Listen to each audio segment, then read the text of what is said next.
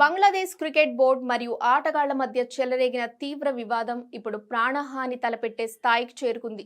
క్రికెటర్ల సంక్షేమ సంఘం అధ్యక్షుడు మహమ్మద్ మిథున్తో పాటు మరికొందరు సీనియర్ ఆటగాళ్లకు గుర్తు తెలియని వ్యక్తుల నుండి హత్య బెదిరింపులు రావడంతో బంగ్లాదేశ్ క్రికెట్ ప్రపంచం దిగ్భ్రాంతికి గురైంది. ఈ వివాదానికి అసలు కారణం వచ్చే నెలలో భారత్లో జరగనున్న టీ20 వరల్డ్ కప్ 2026 భారత్లో భద్రతా కారణాలను సాకుగా చూపి బంగ్లాదేశ్ ఈ టోర్నీ నుండి తప్పుకోవాలని భావిస్తుండగా బీసీబీ డైరెక్టర్ నజ్ముల్ ఇస్లాం చేసిన వ్యాఖ్యలు మంటపెట్టాయి.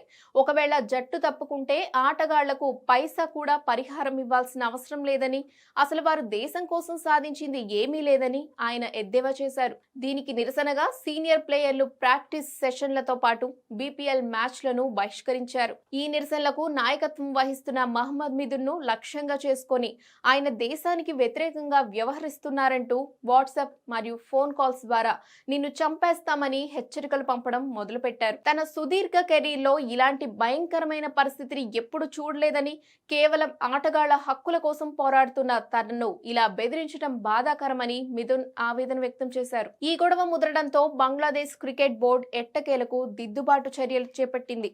ఆటగాళ్ల ఆగ్రహానికి కారణమైన నజ్ముల్ ఇస్లాం ను బోర్డు ఫైనాన్స్ కమిటీ పదవి నుంచి వెంటనే తొలగించింది.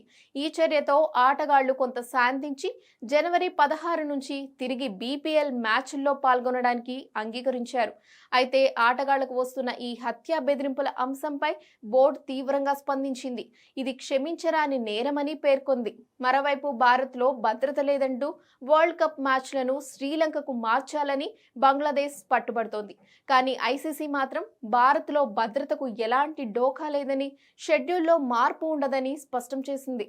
సీనియర్ ఆటగాడు ముస్తాఫిజుర్ రెహమాన్ ఐపీఎల్ నుంచి తప్పుకోవడం కూడా ఈ వివాదానికి మరింత ఆజ్యం పోసింది. ప్రస్తుతానికి నజ్ముల్ ఇస్లాంను తొలగించి పరిస్థితిని తాత్కాలికంగా అదుపులోకి తెచ్చినప్పటికీ తన ప్రాణాలకు ముప్పు ఉందని భావిస్తున్న మిథున్ ఇంకా పోలీసులను ఆశ్రయించడానికి భయపడుతున్నారు.